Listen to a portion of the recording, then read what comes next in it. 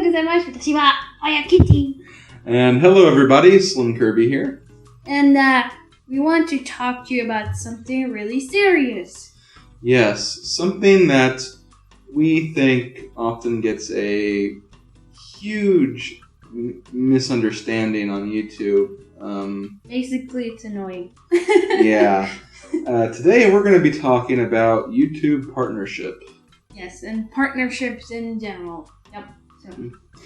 So I guess for any of you guys who are kind of clueless on the whole thing about partnerships, basically YouTube partnerships are little contracts and deals you can have with YouTube or a company outside of YouTube that has their own deal with YouTube that will allow you to put ads on your videos and will allow you to gain the revenue gained from those ads. So basically, it allows you to make money on YouTube. Plus, you get a bunch of extra features that other people don't have. Yep. Yeah, there's this whole YouTube partnership program. If you've been around YouTube, you have probably heard that in some form. Way, shape, or form. Yeah. So, like we said earlier, we really feel like the partnership program kind of as a whole gets a bad rep for a lot of different reasons, and a lot of people just don't really understand all of the different parts of it and what actually you have with a partnership and how you deal with partnerships and just all this other stuff that we just think gets misconstrued just through people not really knowing much about it. And it's understandable. There's a lot of things that not many people do know about it. You have to generally be part of a network of some kind to even learn of these things, and even still there's a lot of things that kind of get overlooked as well. Well, I've personally seen a lot of people who just went into partnership with wrong expectations and ended up being, well, I can't even say disappointed. They were more like jerks in the end because what? This network can't do this and that, but they already signed the contracts before they even informed themselves. Yeah. Great way to go, right? So that's pretty much what this video is going to be about. Just stuff you should know before you consider partnership. And just to kind of give you guys some idea of the experience we've had, we are both part of the YouTube partnership program. I am partnered through the Game Station, which is a part of Maker Studios, and FiyahKitteh here is also part of Maker Studios, but with a part of the company that accepts a wider range of videos, not just gameplay videos. Yep. The RPM network. So. Yep. So I guess we should start with which partnership program is the best? That question. Yeah. That'd be a good way to start. Really, it's kind of hard to say which is the best. In a way, you have to kind of look at each of the different contracts and what's offered through each of the companies.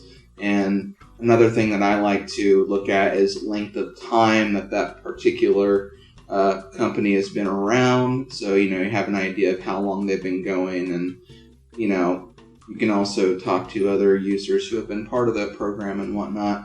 But it's really up to your own discretion. It's very well advised that you go over all of the requirements and what each company expects of you. Definitely do a lot of research on each of the companies that you can partner with before you actually send an application of some sort. And, pick the network that's right for you. And usually a lot of the different factors that go into it are the splits of how much money you can make. Some people offer like a 60 to 40 split where you get 60% of the revenue. Some people just do half and half, 50%, 50%. It really kind of depends on the network. And, you shouldn't just look at that aspect either, because some companies may be offering a much larger split towards you, but it might be a company that doesn't have a very good history with user interaction, and that might be more important because you want to talk to your partnership company and your agents as much as possible so they can solve any of the problems you have, or just talk about other things that are coming up and just being more involved with the community of that company. So Do you have anything you want to add to that? Yeah, Slim basically pretty much said a keyword there in the beginning. First of all, it depends really on what you're doing on your channel. If you're doing game stuff, like game-related stuff, you obviously don't want to sign up with a network that sponsors blogs or something like that. Mm-hmm. For game-related things, there's obviously a lot of like networks to pick from. There's RPM, which is actually a network that accepts any range, but it's a subdivision of Maker Studios, which TGS is at too. So you can still go in there, it's just the difference is that the requirements are a lot lower than any of the other big gaming networks, I guess. There's TGS, obviously.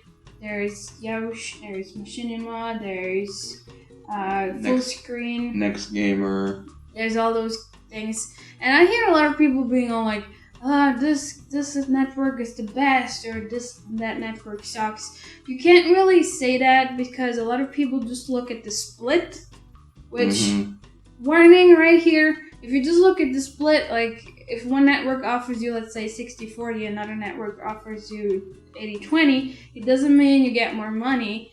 What it depends on is actually the CPM, it's called CPM, which stands for click per mil. So depending on how many views you have, or rather, depending on how many people watch your videos, you get a different split. It's like they have different companies who pay you, and it's always per 1,000 views. So if one network has a CPM of, let's say, $2, and the other network has a CPM of, let's say, $5, you obviously want to be with the network who has, more money, who offers you more money, despite of the split. So you kind of have to watch out. You can't just judge a network by the split. You have to look into it a bit more, like what kind of companies are partnered. And if you don't know, you can obviously ask people who are in that network already, or if you know somebody is in a specific network, just look at the ads. Like, what kind of ads do they have? What kind of ads does Slim Kirby have, who is in TGS? What kind of ads do I have, who is in RPM? You get the idea, you know? Yeah, and just also want to make this point really quickly too. We are both essentially part of Maker Studios, and because I believe that was our first real application choice for both of us, we've never had any personal experience with any of the other networks. So we're going to try to avoid making any claims. We're not going to say stuff like, oh, don't go to this network because they have bad blah, blah, blah. Because personally, we have no experience with that. Not personally, anyway. Yeah, not personally. And just take that aspect of it with a grain of salt, because we're only speaking from the company we're partnered with. So we don't know all of the other 100% facts of the other companies, I guess. Yeah, so now people at home are probably wondering, how do they know that, the networks that they have are good? How do we know? Personally, I did a lot of research before picking a network. There's forums for pretty much every network. You can go look at the atmosphere there and the community and whatnot. You can look at the websites, like what they offer, what they don't offer. You can also talk to people who are in said networks, and that's pretty much what I did, because I have a lot of friends in different networks. Full Screen and God knows where else. The Game Network, TGN, right? Next Gamer, Game Network, yeah, TGN and all that stuff. So, and this is how I personally made my pick, because I heard a lot of that stuff, or things that I personally feel like are bad, or would be bad. And this is how I picked RPM, personally. Yeah. You really have to do your research. Research is very, very important. Do not forget that, because, like you said, a lot of people get in all these other networks without doing their research, and they could easily forget one key aspect that doesn't really help them, and then, once you sign up with a network, you're pretty much stuck with them for at least until the next contract signing, whenever that is. But we'll get into that a little later, I guess. It's actually the other thing, too. Like, if you really have no clue what a network offers, you can always apply, but then before you sign anything, that's important, before you sign anything, don't touch anything, read the contracts. And I know some of them are really long, like some contracts had like 16 pages. Yeah, mine was 16 pages. My contract had like one complete page and then a little bit of extra. Yeah. So read the details. Maybe even let parents look through if you want. If you have the possibility, you can even use a lawyer who looks through it, but only if you have like a friend in that field or something. Maybe parents is usually enough, or yourself, depending on how old you are anyway. So that's a good way. Just don't sign anything. Just look at stuff. Like, is there anything they want from you? Like, do you need to bring out so and so many videos a month? Or do they only pay you if you reach a certain amount of money each month, which means you wouldn't get paid each month if you're just starting out? Is there any other stuff that's hidden? You need to really look and read. Please read. I've seen so many people who signed contracts without freaking reading their contract. They're like, so, how does this even work? And I'm like, Page 1 of the contract. Yeah, I'm like, didn't you read your contract? No, I actually didn't. I just signed it. And I'm like, oh boy. And then the cool thing is that, most contracts go for 1 year, but there are also some that go for 2 years. And the thing is, even if your channel, in some cases anyway, even if your channel gets closed due to copyright strike or anything, you can't get out of the contract. You're still stuck with them for 1 year or 2 years or whatever.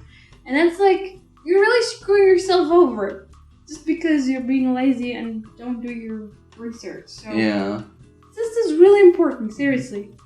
Yeah. And also, I don't remember if this was the case with you or not, but if there is a contact you receive once you apply and that person gives you the contract or anything, stick to him like butter, because he or she will have a lot of information. You should always ask about anything. Any questions you have, you should always ask. Don't let that contact go. Make sure all of your questions are asked, and if they're not, just keep them around, because they're going to have a lot of information, and it's their job to give you that information, especially if you're going to be part of their network. So don't just don't make assumptions. Just ask your person.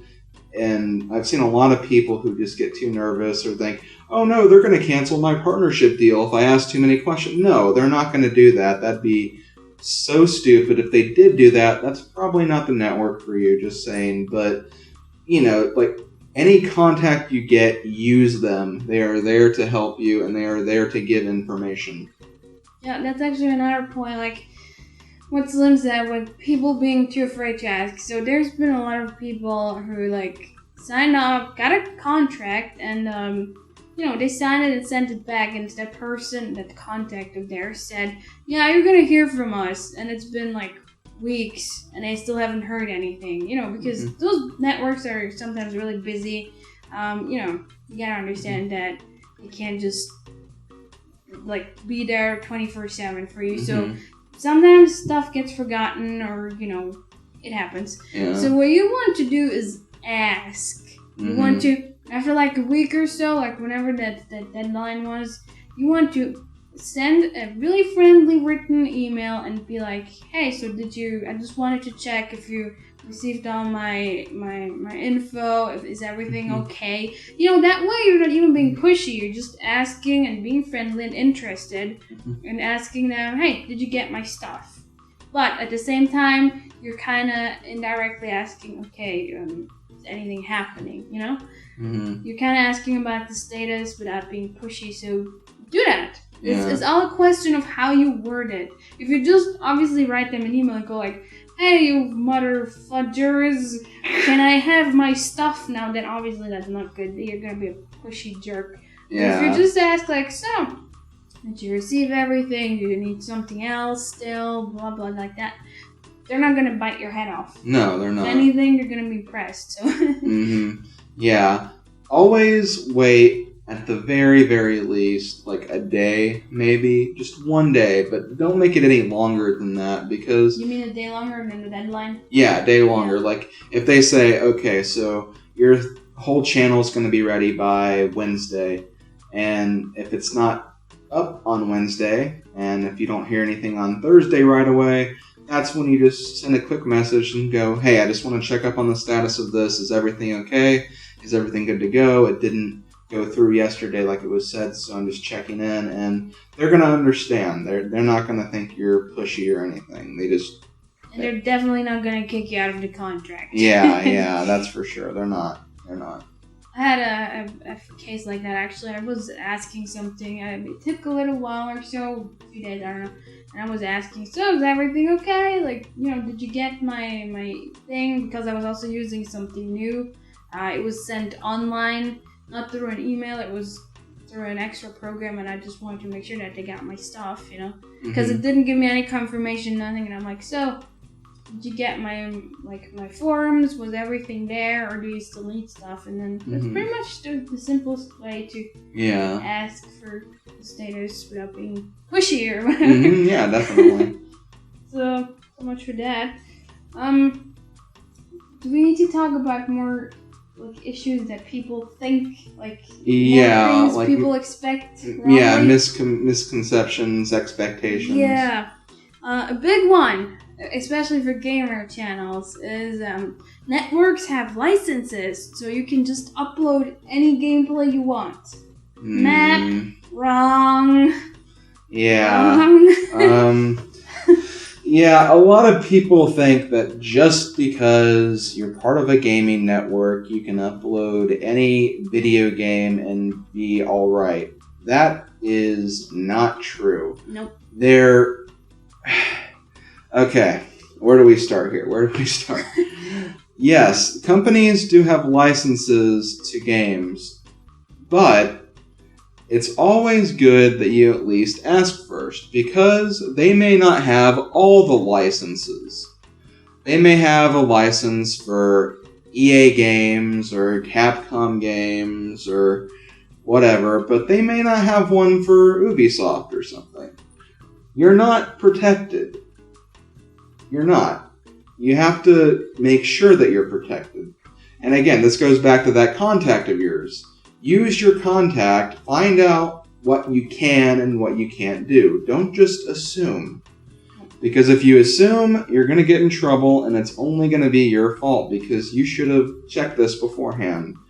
Your network, basically what the networks do is, they go for these licenses so they can, monetize and put ads on all of these videos. But they're not your legal agents or anything like that. They're just doing the work that they can do. If they can't get something, they can't get something. If they can, they can.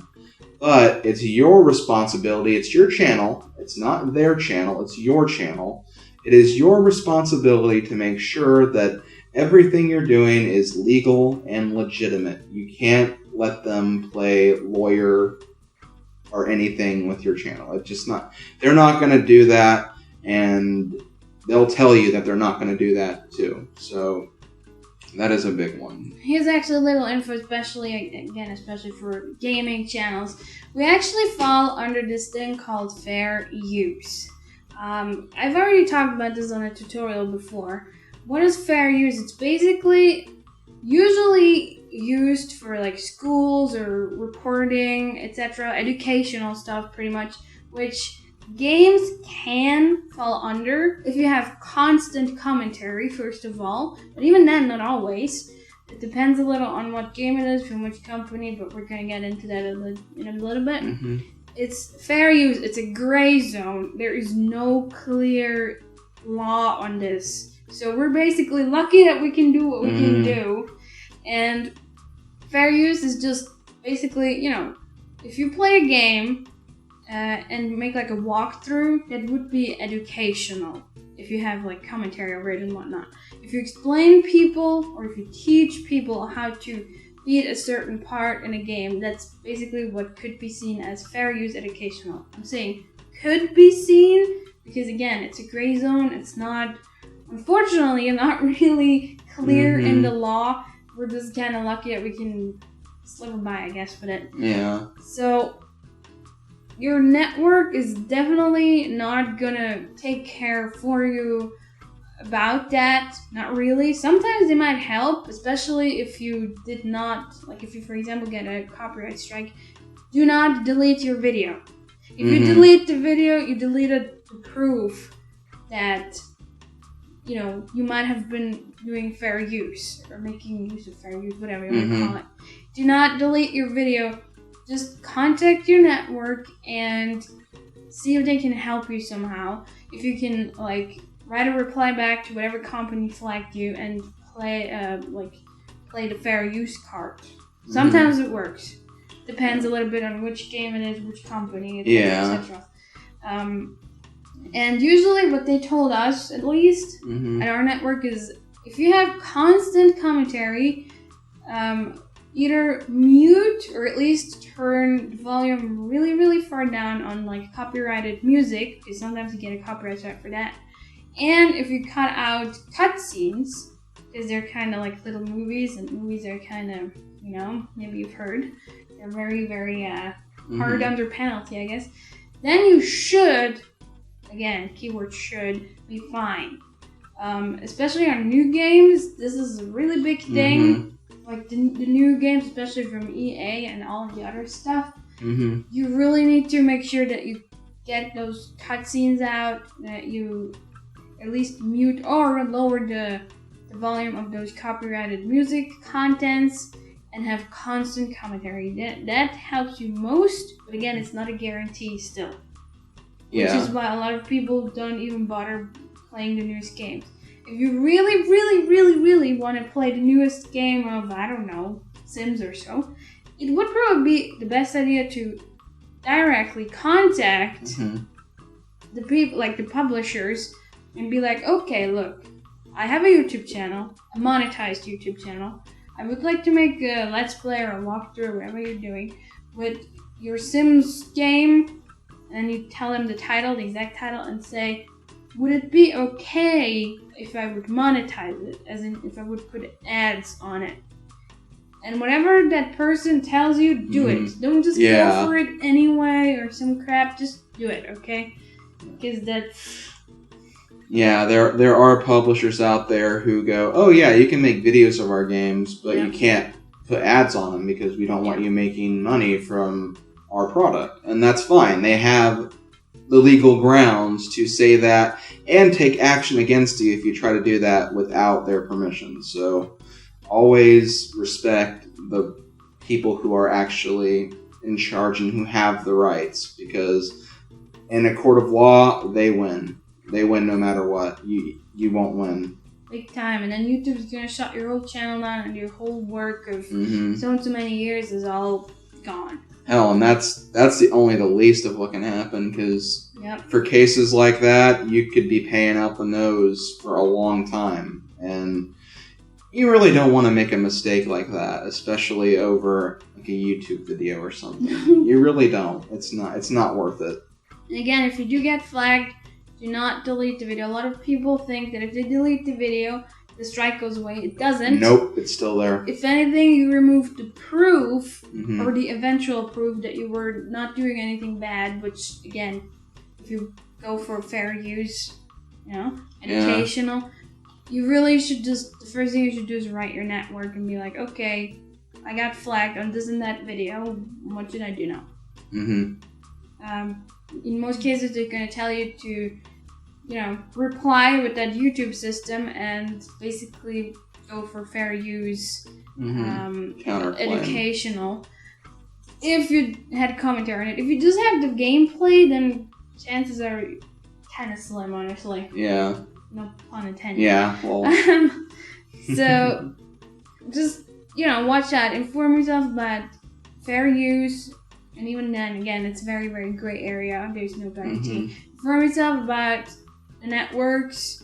Ask questions, a lot of questions. Don't ever feel bad about asking questions, because that's what they're there for. And they want you to not be flagged either, because otherwise they won't make money anyway, or they won't make money either. So they want to help you. And ask questions. And don't see your network as a protection. They're more like to make it really simple, they're more like business partners or a PR, basically. They make deals with companies, with other companies, so you can make money, and that's about it. That's really all you should see them as. They're partners. They're not your lawyers. They're not your servants. They're not, they're not your slaves, pretty much. Yeah.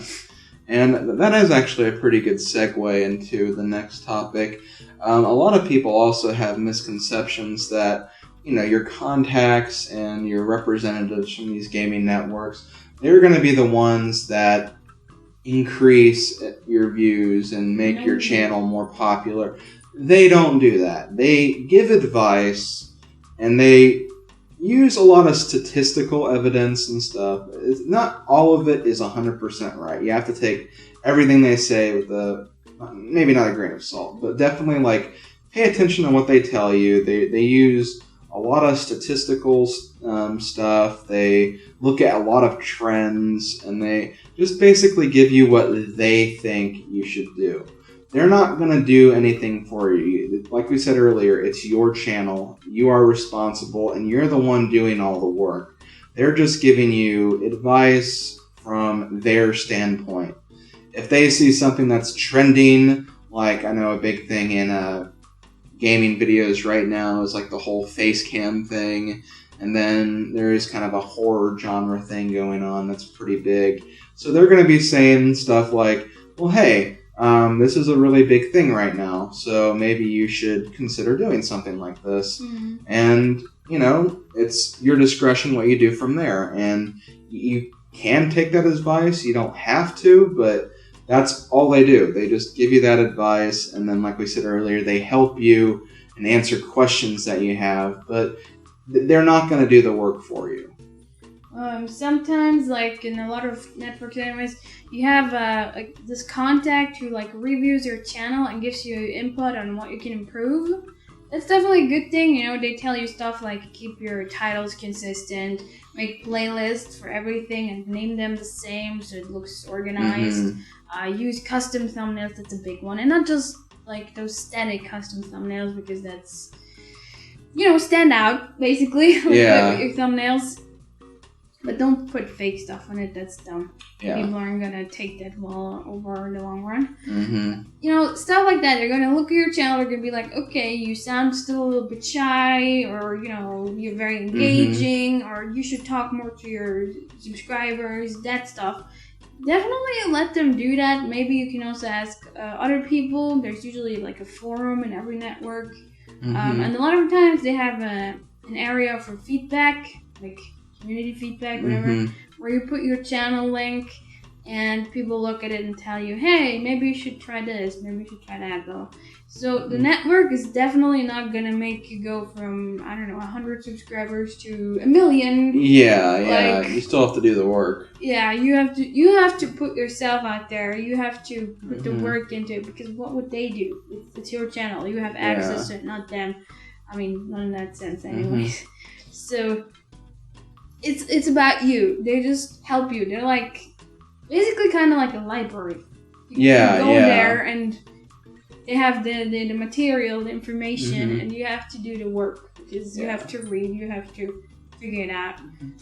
Yeah, and another thing is, I see this not as often as the other things, but they're also not going to put you randomly with some of the higher ups or anything. Oh. They still kind of expect you to, like Kitty mentioned, communities. Communities are very important. So socialize with other people from your network. Get together, collaborate on some projects or something. And you still have to do all that work. You can't expect your network to do that for you. The only thing they're there for is just to set up your channel and then to answer and ask questions and then give an opinion whenever you need it. So, actually, since we're on the topic of channel improvement, I've made some articles about how you can improve your channel. So if you want more information on that, even without being in a network, or even if you already are, who knows, you can go check that. I'm going to link all that stuff. I've made an article about, for example, video tags. Big thing. Very important. There's more to the video tags than anybody ever knew. Yeah, there is. Definitely check out her tutorials. She made some very good ones. And again, if you're not even part of a network, these tips could definitely help you.